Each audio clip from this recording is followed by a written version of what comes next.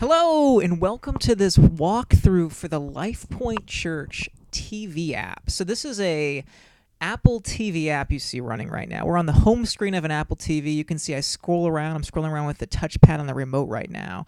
And something you can already see is that when I'm scrolling around, you can see the different app icons. So these rectangles are the equivalent of app icons on your phone, are three-dimensional. They're like parallax. You can see they're in different layers, whereas on this Vimeo Apple TV app, you can see it's really a white layer with that colored shadow and then the blue Vimeo. So on our Apple TV apps for the church TV app, you can see that it's a bunch of different layers here.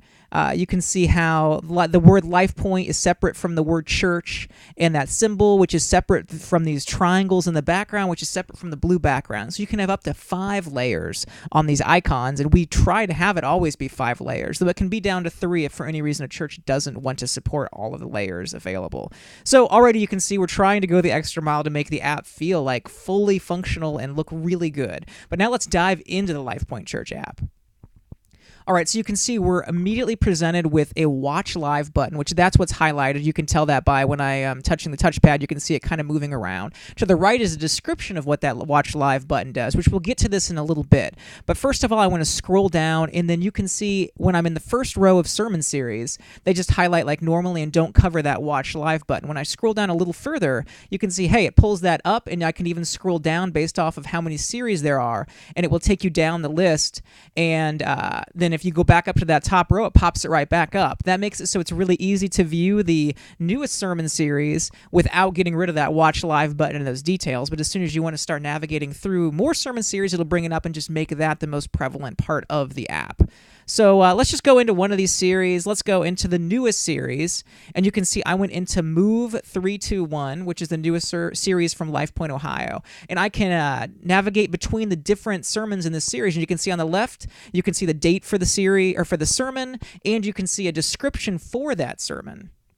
And I can just pick any of these. You could see on the background of that one was slightly yellow. If I go into this one with all these fun colors for latest and greatest, you can see the background of this. And what I mean by the background is that blurred white background is actually also the latest and greatest sermon series, so it kind of matches, makes it also, it feels right. And you can see there's a lot of messages in this sermon series, so in this case, the list actually has to be scrollable. So let's just pick one of these messages. Let's go to the newest one and choose the nations. I'm going to go into this, and it's just going to play like you'd expect. Right there, boom, it's playing. And you can't hear him talking, you can't hear Dean Folks talking because you're hearing me talking, but yeah, it goes right in. You can pause it, scrub, and do whatever you want. So right here, you see me, I've paused it, and I'm scrubbing through it. And you can, I mean, this is just, right here, you're just seeing Apple TV functionality. But I can scrub through, see what frame I want, and then I'm just going to go back right now and go back into these sermon series.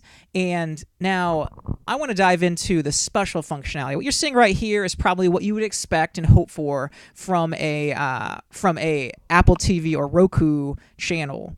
But when I go up here, this is what's really neat. Watch Live. So when you see Watch Live, you immediately think, okay, so this is going to be Lifepoint Ohio's live stream. And that's correct. On Sunday morning, if you click this, it would go right into the live stream for Lifepoint Ohio's Lewis Center campus, and you would be watching service Sunday morning. But what does this button do if it's not live? And in many cases, if you went to an app or a church app or whatever, and there was no live service, it would just tell you, hey, there's nothing to watch right now. It's a bummer to be you. But no, if we click it now, I'm going to go ahead and click Watch Live. And what it's going to do is it's going to load up a message. So in the top left, you can see it says, now playing Jesus Would Be God. And we're in the middle of a message. So I'm going to touch the touchpad on my remote. And hey, look, we're at 27 minutes, 30 seconds in. That's weird. So I'm going to back out. So what this is doing is it's actually creating a simulated live stream for you when there isn't an actual live stream. This was sort of inspired by Church Online, which lets you create a simulated live stream. But what we saw is these churches already have all of this content hosted on something like Vimeo. So why not create just a permanent simulated live stream that the church never even has to think about? As they upload content, it just goes onto into their church app, and then it's up. Then you can use this Watch Live button to simulate a live stream. So I'm going to go back in. Remember, I think we were at 27:30 before. Hey, look at that! I just talked to you for about 45 seconds, and that's where we are in this. So the way this makes it work is so anywhere in the world, if someone pushes watch live, they are watching this church's content at the very same second. Now, disclaimer, there's going to be buffering involved with as you're loading. There could be a terrible internet connection at someone's house. So obviously you could get off by 10 seconds or something if the internet connection is abysmal compared to your blazing fast internet connection.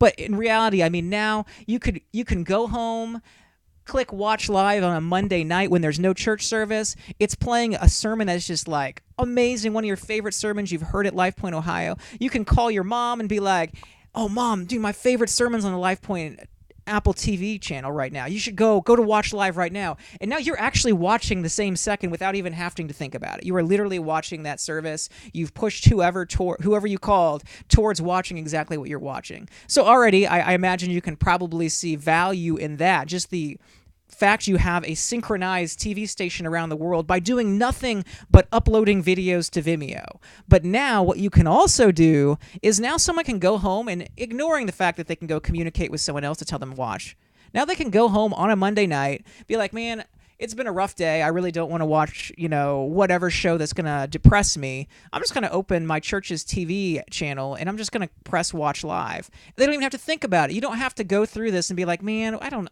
know what I want to watch.